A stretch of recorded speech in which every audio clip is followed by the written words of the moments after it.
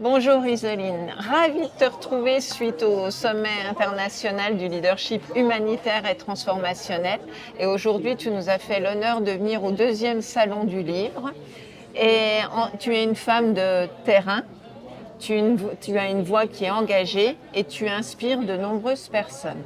Et j'aimerais qu'on parle ensemble d'une thématique qui m'est chère au cœur, la prise de parole en public, et qui est pour moi un levier du leadership. Oui. Alors j'ai quelques questions pour toi.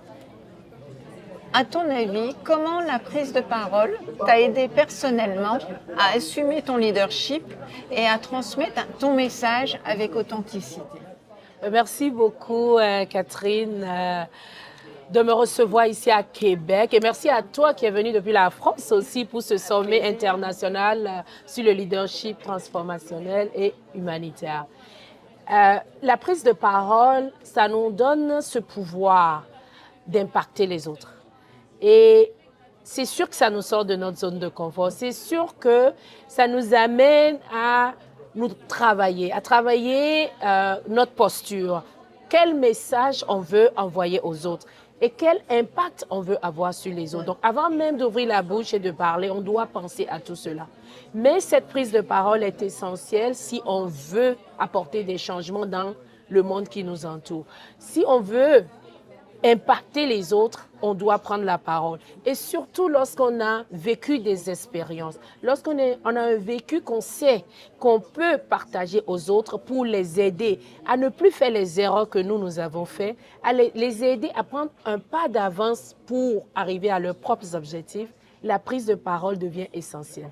Et ce que je dis toujours, lorsque l'objectif qu'on a est plus grand que nous-mêmes, si notre objectif c'est au-delà de nos propres besoins, c'est d'aider les autres à atteindre leurs besoins et leurs objectifs à eux, à ce moment-là, on trouve la motivation d'utiliser notre voix pour justement impacter les autres. Parce qu'on sait que ce qu'on fait, ce n'est pas juste pour nous. Ce qu'on fait, quand on prend la parole et on dit un mot d'espoir, ou quand on écrit un livre, on écrit un mot ou une leçon, ça peut, lorsque quelqu'un le lit là, ça peut, lorsque quelqu'un l'entend, motiver cette personne-là à foncer vers ses propres objectifs, à surmonter ses difficultés et ses défis pour justement atteindre ses propres objectifs. Donc la prise de parole, c'est puissant.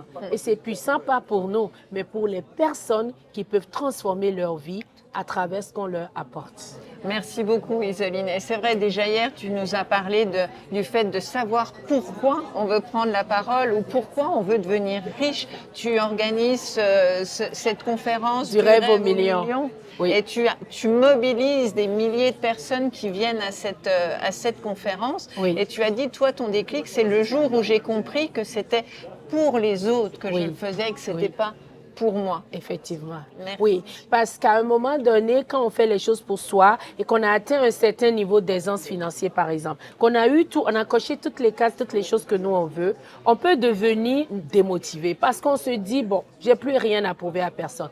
Mais la minute qu'on enlève le focus sur nous, qu'on met le focus, la lumière sur les autres, là, on retrouve une raison. On retrouve un pourquoi qui est plus fort que nous. Et ça nous propulse à encore nous donner plus. Parce qu'on sait que tout ce qu'on va donner, ça va transformer la vie de millions de personnes. Et moi, c'est aujourd'hui ce qui m'anime le plus. Tout ce que je fais aujourd'hui, je vois l'impact. Partout où je vais, on me dit, Iseline, ton livre, la lecture de ton livre a fait un déclic chez moi. T'écouter en conférence m'a redonné la motivation. J'ai pu foncer, j'ai pu ouvrir mon entreprise, j'ai pu bâtir, j'ai pu acheter. Et moi, quand j'entends ce feedback-là, je me dis, ce que je fais, ça a un impact, je ne fais pas ça pour rien. Ça me motive encore à prendre plus de risques parce que je sais qu'au-delà de ça, c'est des vies qui seront transformées. Et ça, c'est vraiment l'essence même du leadership. Le leadership tel que John C. Maxwell le prône, parce que je suis aussi un leader certifié John C. Maxwell. Donc, à travers tout ce que je fais aujourd'hui, de savoir que je peux impacter les autres, d'amener les autres à eux-mêmes atteindre leur propre potentiel, ça, je trouve, c'est c'est puissant Ouais, comme tout à fait potentiel. puissant, oui, en Exactement. effet. Ma deuxième question, c'est que actuellement dans le monde, beaucoup de personnes prennent la parole, Oui, mais ils font beaucoup de bruit. Ils exactement. cassent les oreilles. Exactement. Et j'appelle ça la prise de parole marketing. On Oui. dit des choses que les gens veulent entendre. Exactement. Pour toi, quels sont les principes et les attitudes qui sont nécessaires quand on prend la parole dans le but de mobiliser et fédérer? Oui. Moi, je pense que c'est essentiel de rester fidèle à ses valeurs, de ne pas juste suivre la mode. On remarque qu'aujourd'hui, beaucoup de femmes vont se dénuder sur les réseaux sociaux, vont mettre des vidéos où on les voit se présenter d'une manière qu'ils ne les met pas forcément en valeur. Pourquoi? Parce qu'ils veulent attirer les likes, elles veulent attirer des clics.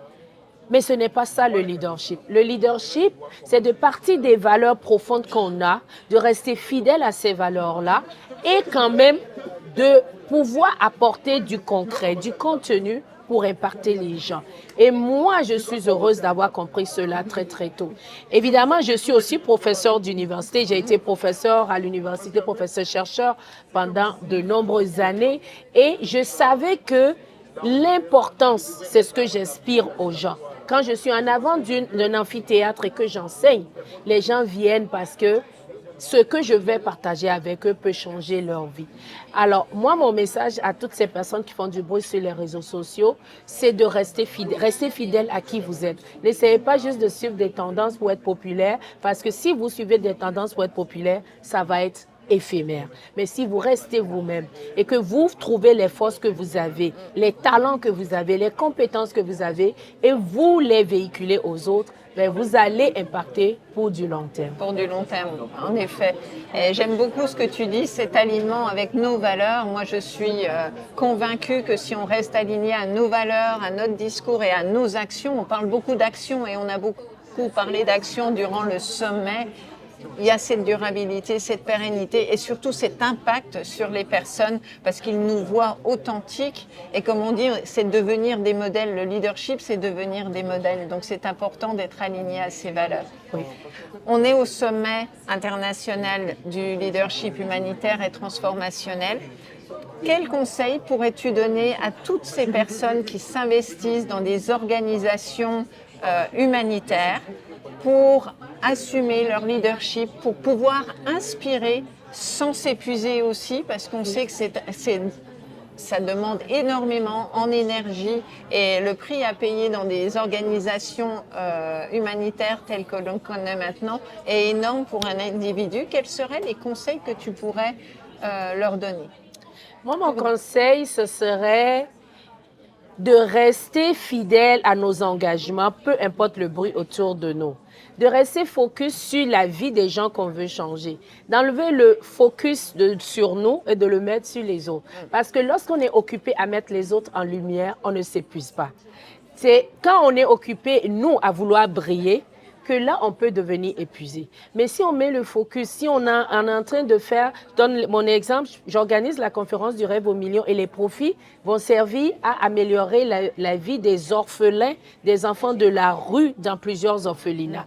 Donc, comme je sais que c'est ça le focus, alors je suis encore plus motivée à donner mon 100% pour que l'événement réussisse, qu'il y ait des profits que je peux redistribuer à ces causes que je soutiens. Donc, du coup, quand on met le focus sur les autres, alors ça décuple notre motivation et on n'a plus l'impression de travailler. On sait qu'on se lève chaque jour, c'est pour changer la vie des autres. Et ça donne de l'énergie. Exactement. Ouais. Exactement. Alors pour finir notre entretien, si tu avais une phrase à laisser à tous les leaders humanitaires, laquelle serait-elle?